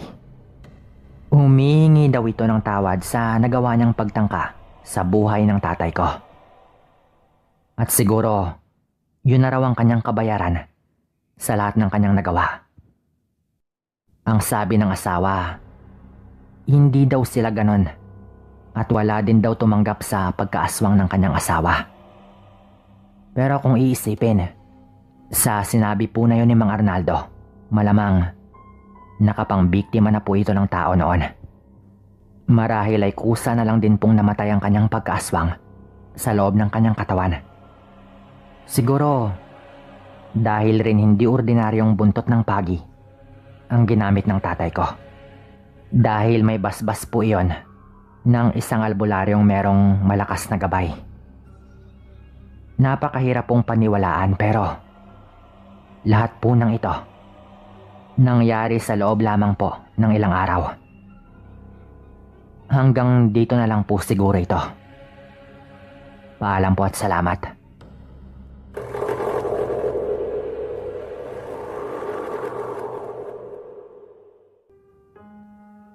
Hello po, Sir Dan. Magandang araw po sa inyong lahat. Ang kwentong ibabahagi ko ay nasaksihan ko mismo. Nung una ay hindi po ako naniniwala na may aswang. Pero dahil dito ay nagbago ang aking paniniwala. Parati po akong nakikinig sa inyo. Tawagin niyo po ako sa pangalang Renz. 26 na taong gulang na po ako. Taga Negros po ako. Ang pangyayari po na ito ay nitong 2020 lang. Sabado ng hapon. Mga alas 4 o alas 5 yata yon. Naglalaro kami ng basketball ng mga kaibigan ko dito sa amin. Maya-maya pa ay biglang nagkagulo sa may kalsada. Kasi may bata raw na nawawala. Ang tinutukoy nilang bata ay nakita pa naming naglalaro sa gilid ng daan ng mag-isa. Yung bata na yon ay anak rin ng kaibigan ko. Natawagin na lang natin sa pangalang Bert. Pinaampon ni Bert ang kanyang anak sa kanyang kapatid. At minsan lang kung dumayo dito yung bata. Maputi at makinis po yung balat ng bata. Kasi po ay sa syudad dito lumaki. Kung saan nakatira yung kapatid ni Bert na umampon sa bata. So balik po tayo sa istorya kung bakit nagkagulo doon. Naglalaro lang daw yung bata doon nang bigla itong mawala. May dumaan doon na malaking truck. Nung tinignan uli ni Bert yung anak niya, wala na raw ito doon. Kinabahan na po ito agad at hinanap nila. Baka kasi nasagasaan o nahagip ng truck. Pero wala man lang dugo o marka na nagpapahiwatig na may nasagasaan doon sa kalsada. Pinarahan pa ng iba yung truck. Kasi po, tinanong nila kung nahagip ba niya yung bata pero sabi daw ng driver, wala naman daw. May nakita raw siyang batang naglalaro pero hindi niya po ito nasagasaan o nahagip man lang. Kaya syempre ay pinaalis na nila yung driver ng truck. Kasi ay wala naman talagang palatandaan na may nasagasaan ito. Dahil doon ay tumulong na kami sa paghahanap sa bata. Sinuyod namin yung tubuhan. Baka sakaling nandun yung bata. Pero Sir Dan, inabot na kami ng dilim pero wala man lang kaming makitang bata. Umiiyak na yung magulang ng bata. Pati na rin yung umampon sa bata. Hanggang sa biglang sinabi ng isang alin na, puntahan nyo nga si nanay. Baka may kinalaman siya dito sa pagkawala ng bata. Kung bakit nasabi yun ng ale, yung nanay niya kasi ay kinikilalang aswang dito sa lugar namin. Nanindig ang balahibo ko. Kasi nung pumunta kami sa bahay ng matanda, kasama ang ibang kalalakihan at barangay tanod, agad siyang sinigawan ng ama ng bata. May kinalaman ka ba dito sa nangyari? Ibalik niyo ang anak ko. Sigaw ng ama ng bata. Yumuko lamang ang matanda at hindi ito nakapagsalita. Nung akmang bubunot na ng itak ang ama ng bata, biglang nagsalita yung matanda.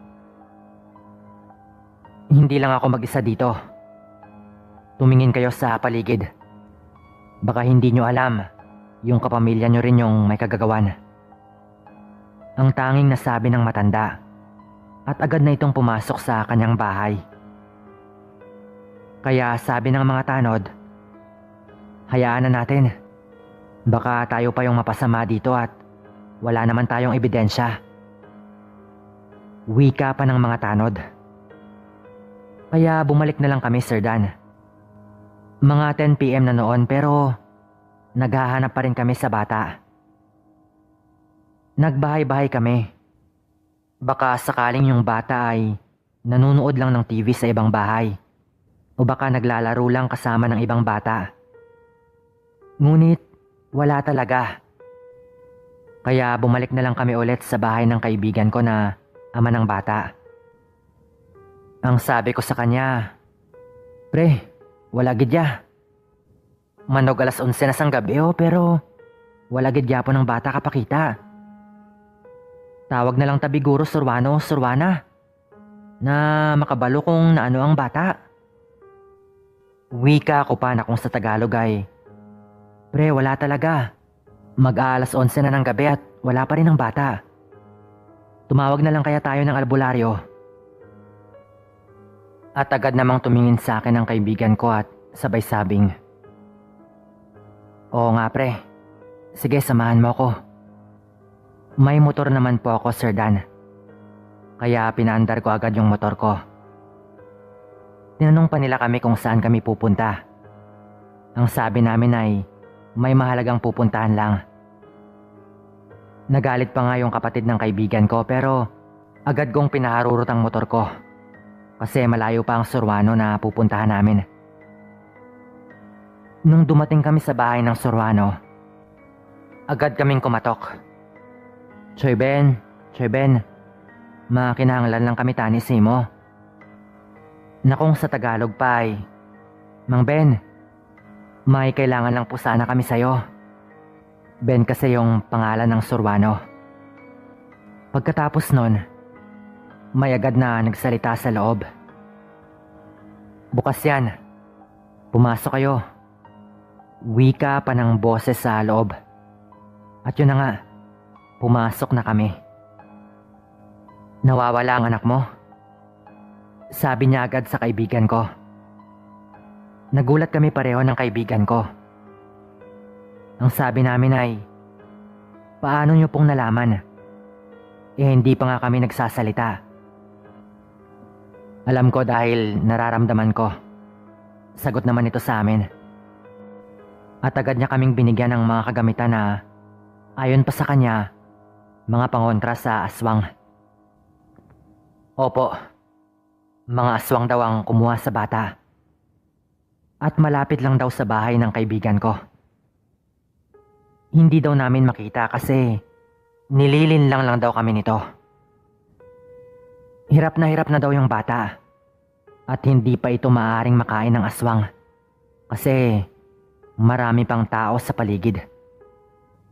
Nasa may labas lang daw ng bahay itinatago ng aswang ang bata. At yung aswang naman daw ay nasa loob ng bahay niya. Naghihintay lang daw ng tamang tiyempo.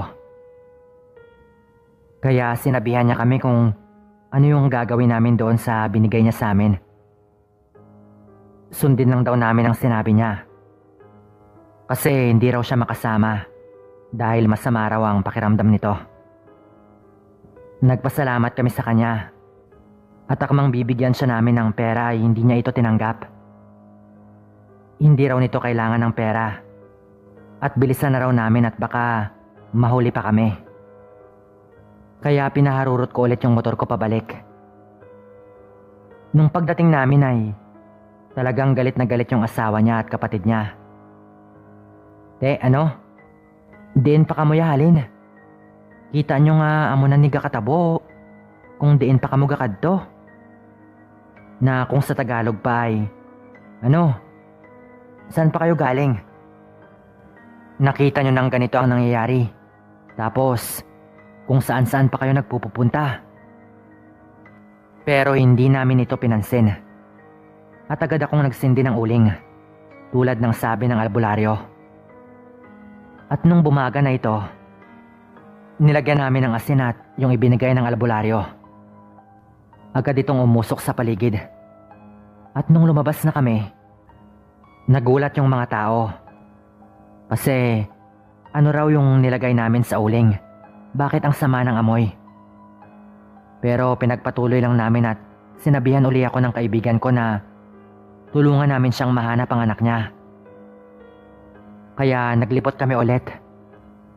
Mag-aalauna na ng madaling araw nung may narinig kami sa may tabi ng puno ng rambutan. Parang naghihingalo na humihingi ng tulong. Pa, ari ko di. Buligin niyo ko. Kuwaon ko ni Lola. Wika ng boses ng bata. Na kung sa Tagalog pa ay, Pa, andito ako. Tulungan niyo ako. Kukunin ako ni Lola. Agad namin yung pinuntahan. Naninindig ang balahibo namin kasi kanina ay wala namang bata doon. Pero yung bata na hinahanap namin, nandoon lang pala. Nakahiga at parang namumutla na at wala na itong lakas. Parang gulay na lanta yung katawan ng bata. At may sinasabi ito. Si Lola pa, ginkwa niya ako. Kanon niya ko pa. Hindi ko pag-ihatag siya. Si Lola pa, kinuha niya ako. Kakainin niya ako pa. Huwag niyo akong ibigay sa kanya. Kung sa Tagalog pa. Ang sinasabing lola ng bata, yung tita ng kanyang tatay. Kaya ang ginawa namin, inuwi namin yung bata. At bumalik kami sa bahay ng lola na sinasabi niya. Na walang iba rin kundi ang siyahin rin ng kaibigan ko. At kasama ng mga tanod, kumatok kami doon sa bahay. Agad yung binuksan ng pinsan na babae ng kaibigan ko. Kas, sa diin si nanay mo. Dipuga, pati bata ko nga apo niya unahon niya patani. Dinsa, Sigaw pa ng kaibigan ko na kung sa Tagalog ay, "Insan, nasaan ang nanay mo?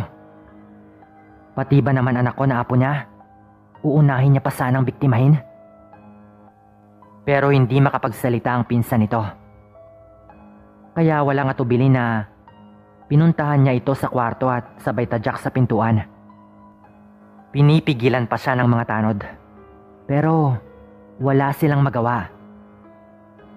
Tinadyakan niyang muli ang pinto ng kwarto ng tiyahin niya na tinuturo ng kanyang anak na lola na kumuha sa kanya. At doon tumambad sa amin ang malangsang amoy at nakatayo na tiyahin niya. Nanlilisik ang mga mata nito at nakabuhagag ang buhok. Tumutulo rin yung laway nito. Kaya pati ako ay napasigaw at napamura. Totoo nga. Aswang nga talaga siya. Sigaw ko pa. Akmang tatagain siya ni Bert. Tumalon ito sa bintana palabas ng bahay nila. At nang tinignan namin, mabilis siyang nawala. At yung nakita lang namin ay isang malaking pusa na agad na nagsuot sa tubuhan. Hindi na namin siya nakita at sinabihan kami ng tanod na alang-alang na guro na magsugot ada sa tubuhan. Base mabutang pa sa peligro ang kabuhi isang isa sa aton. Na sa Tagalog ay alanganin na siguro tayo magsuot dyan sa tubuhan. Baka malagay pa sa peligro ang buhay ng isa sa atin. Kaya hinayaan na lang namin at hindi na kami tumuloy. Yung gabing yon ay hindi ko malilimutan. At sa totoo lang, Sir Dan, nung gabing yon ay hindi na muna ako umuwi sa bahay. Kasi takot na takot ako. At hanggang ngayon, hindi pa rin mawala ang itsura ng aswang sa utak ko. At sa ngayon, wala na dito ang matanda. Hindi namin alam kung saan na siya pumunta. Dahil hindi naman siya umuwi ng umaga na yon. Hanggang dito na lang po. Sana ay nagustuhan niyo po ang kwentong ibinahagi ko. Ito po ay walang halong biro. Hindi na namin ito pinamedya. Baka daw kasi pagtawanan lang kami. Pero totoong may aswang. Ako mismo ang makakapagpatunay. Dahil nasaksihan ko ito mismo. At hindi lang ako. Marami kami. Maraming salamat po kung mapili ninyo ito.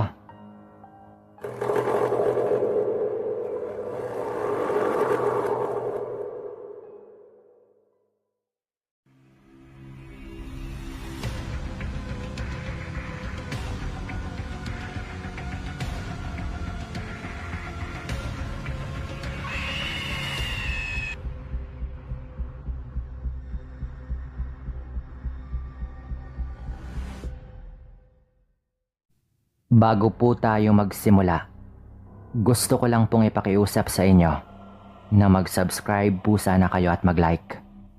At kung medyo maikli lang naman po yung ads, huwag nyo na po sanang skip. Yun lang po.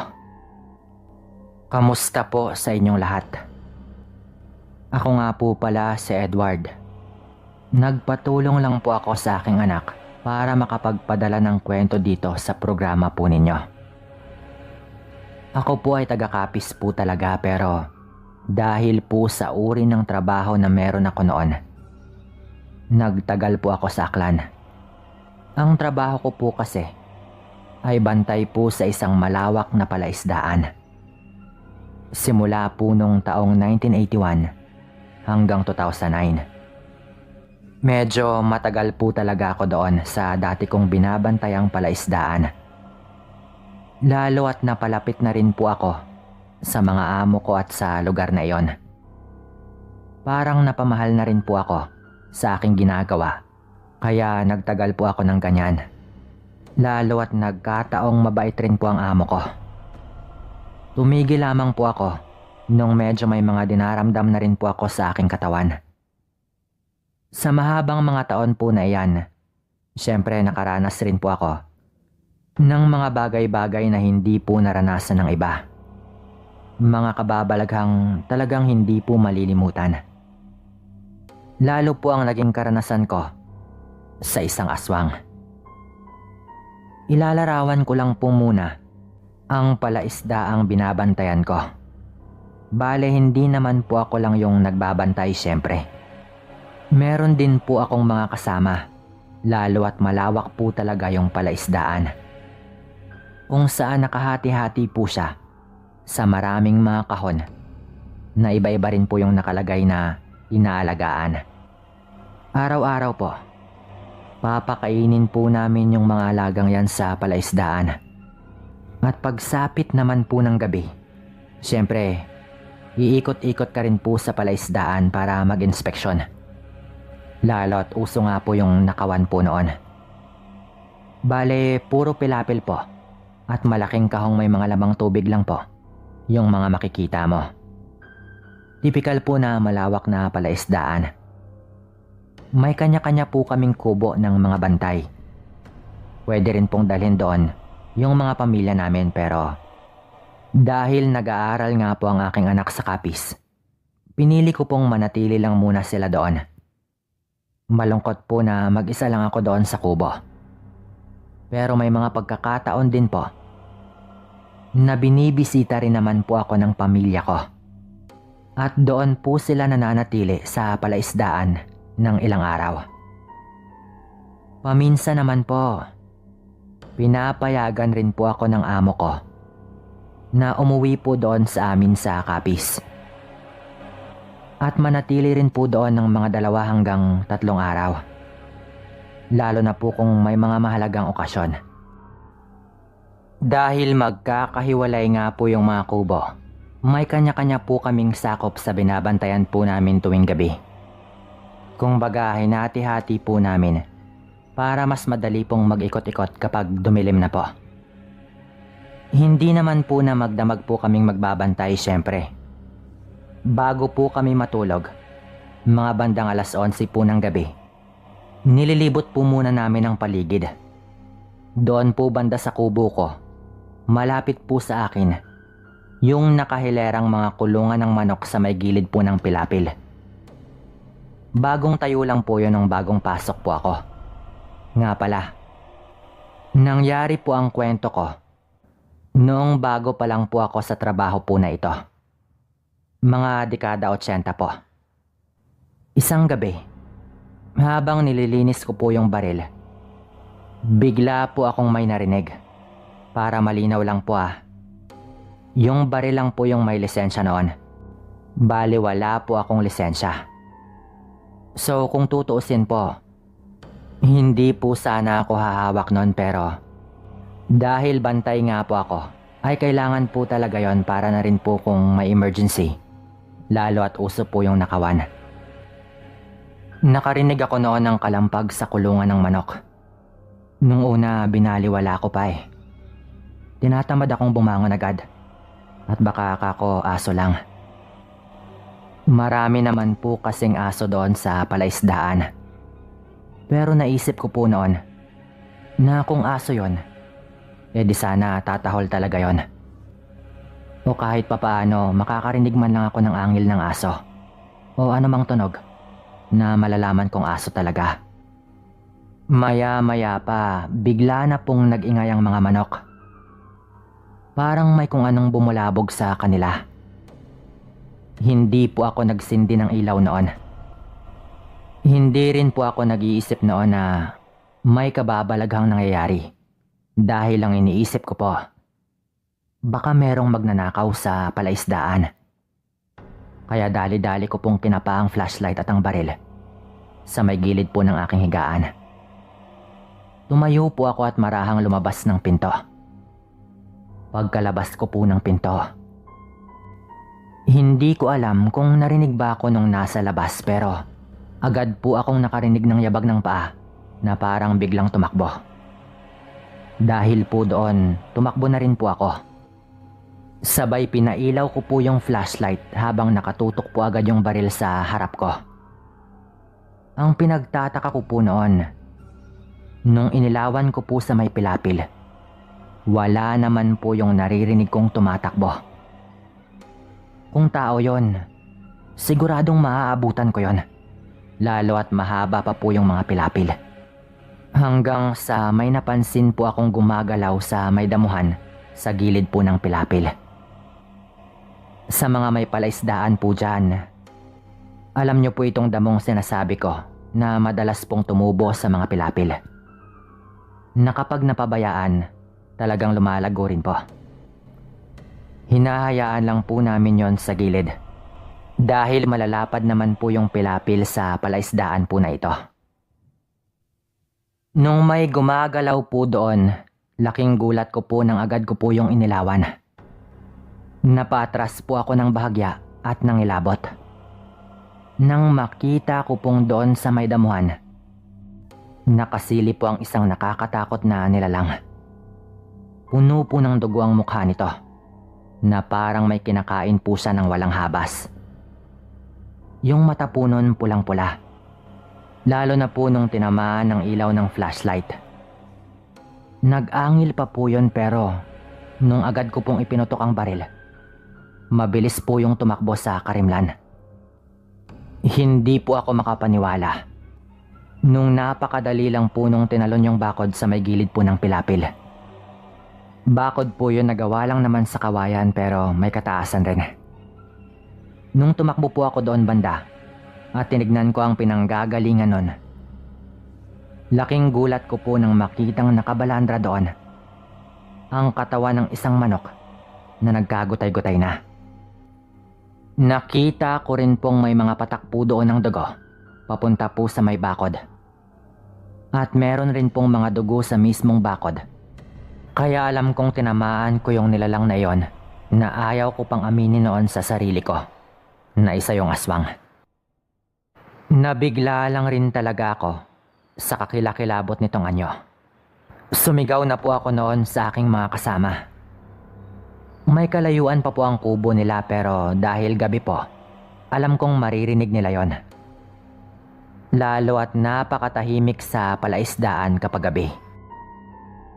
Nakita ko po sa malayo na nagsindi po sila ng ilaw. Kaya alam kong narinig po nila ako. Nung binalikan ko po sa may kulungan ng mga manok at inilawan ko po ang paligid, laking gulat ko po ulit nang may 2 pong manok na nakabalandra doon sa may ilalim po ng kulungan. Tulad po ng una kong nakita, gutay-gutay na rin po yon. Marahil ay matagal na po doon yung aswang na yon at hindi ko lang po agad narinig. At nakadali na po ito ng ilang manok bago ko po narinig yung ingay. Nakapagtataka po talaga noon na hindi ko po agad yon narinig. Pagdating po ng mga kasama ko, hinalugog po namin ang paligid. Sabay tumakbo po kami doon sa may kasukalan kung saan po tumakas yung aswang na yon. Naniwala sila agad sa aking nakita nung makita nila ang sitwasyon ng mga patay na manok. Nag-iwan lang kami ng 2 naming kasama doon sa palaisdaan para may magbantay pa rin doon syempre. Bale, 2 kami ng isa ko pang kasama na sumunod doon sa pinagtakbuhan ng aswang. Habang tinatahak namin ang kakahuyan, sa mga maliliit na puno ay mapapansin ang mga bakas ng dugo. Kung titignan ng mga bakas, mukhang nasa itaas na parte ng katawan niya ang tinamaan. Dahil sa medyo itaas din yung mga nakita naming bakas ng dugo sa mga dahon at sa mga damuhan. Masama na ang kutob namin noon, Sir Dan. Dahil bantay lang naman sa palaisdaan yung trabahong pinasukan ko. Tapos biglang hahabulin namin yung isang aswang ngayon. Pero kung nandoon ang amo namin ng gabing yon, alam kong ipapahabol niya rin sa amin yon. Naniniwala kasi ang amo ko sa mga aswang.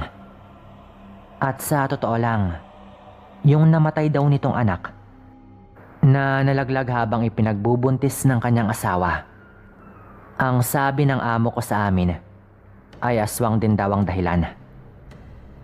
Yung tinatahak po namin na yon, sa kabilang dako po nun ay mga palaisdaan rin po, pero iba na po ang may-ari. Nung nakarinig po kami na may umaangil po doon na parang nasasaktan ng labis, bigla po kaming naalerto dahil doon po yun malapit sa tinatahak po namin na daan sa may kakahuyan. Agad ko pong pinatay ang flashlight noon. Andito siya. Sabi ko na nga ba tinamaan ko ng malubayon? Sabi ko pa po noon sa kasama ko.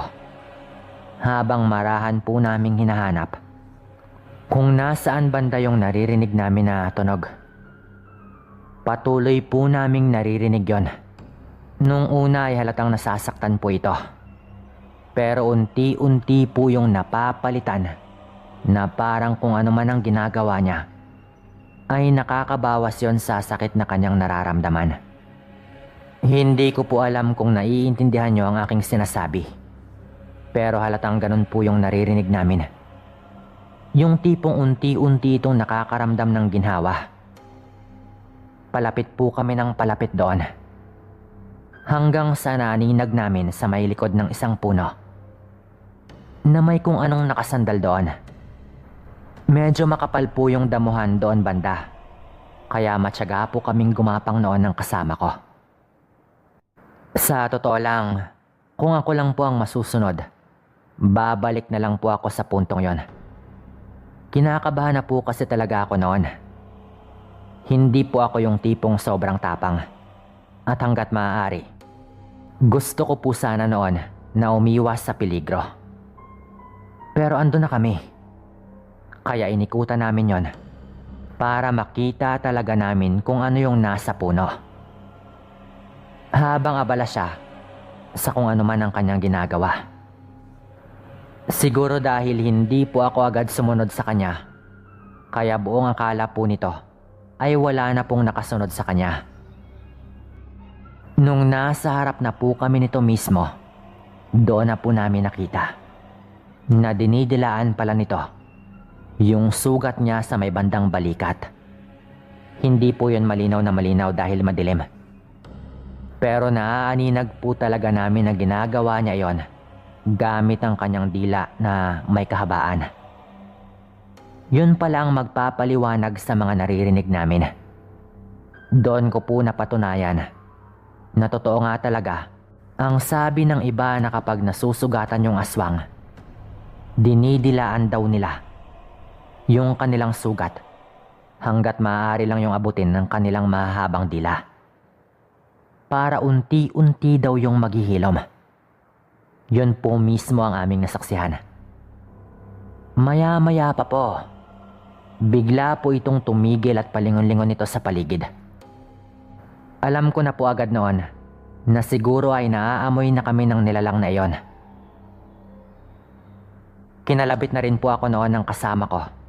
Sabay kuha po niya sa hawak kong baril. Masanay naman po kasi ito sa paghawak ng baril. Sabay binigay naman po niya sa akin ang kanyang dalang itak. Alam po namin noon na nararamdaman na po ng aswang na merong tao sa paligid. At anumang oras, talagang malalaman po niya kung nasaan kami banda. Nung napatingin po ito banda sa direksyon po namin, lumabas po agad sa damuhan ng kasama ko. Sabay pinaputukan po niya iyon ng baril.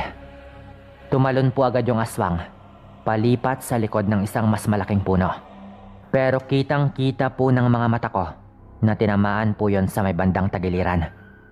Dahil sandali niya po yung ininda, bago po sa tuluyang nagtago sa likod ng puno. Lalapitan pa po sana namin yon lalo at dalawa naman po kami. Nang bigla na lang pong may lumabas doon na napakalaking aso.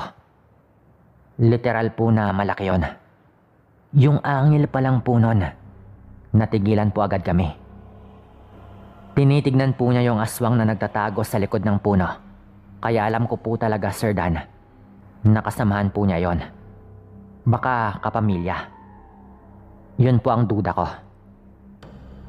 Itinutok po noon ng kasama ko ang baril sa aso po na yon. At ilang beses po niyang kinalabit yung gatilyo. Pero bumara po yung baril. Pumalya po yung baril at hindi na po pumuputok. Umuusok na lang po yon. Nahalatang bumara po yung bala. Doon na po nagbigay yung malaking aso ng isang nakakakilabot na alolong. Yung tipong parang may tinatawag po. Sa punto po na yon, alam na po naming alanganin na po kami. Kung nakita nyo lang po yung itsura ng hayop na yon, mukhang aso lang po yon pero lubos pong nakakakilabot. Kaya minabuti na po namin noon na umatras na. Tinitignan lang po kami ng asong yon. Habang unti-unti po kaming umatras, sabay agad na rin po kaming tumakbo. Gulong-gulo po ako noon at hinahabol ko pa ang hininga ko kahit ilang minuto na po kaming nakabalik doon sa palaisdaan. Ang sabi po ng mga taga doon noon, baka sinasabi lang daw po namin yon para siraan ang lugar nila. At sa lugar daw talaga namin sa Capiz yung marami. Naniniwala naman po ako doon na marami din po sa Capiz pero naniniwala rin po ako na marami rin po sa Aklan. Lalo at wala naman po kaming dahilan para sabihin yon nang walang pruweba. Kahit nga po yung mga bakas po ng dugo doon sa gubat, nakita rin po yun ng ibang tao nung pumunta po sila doon pagkatapos marinig ang nangyari. Bago po magtapos, meron lang po akong katanungan. Sa tingin niyo po ba, mababait na aswang yung mga nakita namin yon? Kaya manok lang din po yung dinali at hindi po kami hinabol ng malaking aso. O baka mga dayong aswang po yon na naghahanap talaga ng mabibiktima. Paki-comment naman po sa comment section yung inyong mga opinyon. Hanggang dito na lang po ang kwento kong ito at maraming salamat po sa inyo Sir Dan at sa inyong mga nakikinig. Shoutout nga po pala sa mga tao po na ito, kay Miss Dimples Yumi, Mayan Jobson, Melanie Pasion, Janabeth Faulbe, Derek Janandari, Lourdes De Jesus, Athena Lee, siyempre sa tropa natin kay Dens Paruhinog at kay Sir Charlie Mendoza, Chef Antilla, Ren Pakibas, Rexian, Mayan Angko, sa Lucep Obejero at Ilegeno family dyan sa Cebu City, kay Lynette Reparado, Chloe Clamiano, Shirley Carillo, Rese Madrid, Richard Miñano, Jeneline Mangulabnan. Maraming salamat po sa inyo at shoutout po sa inyo lahat. Paalam.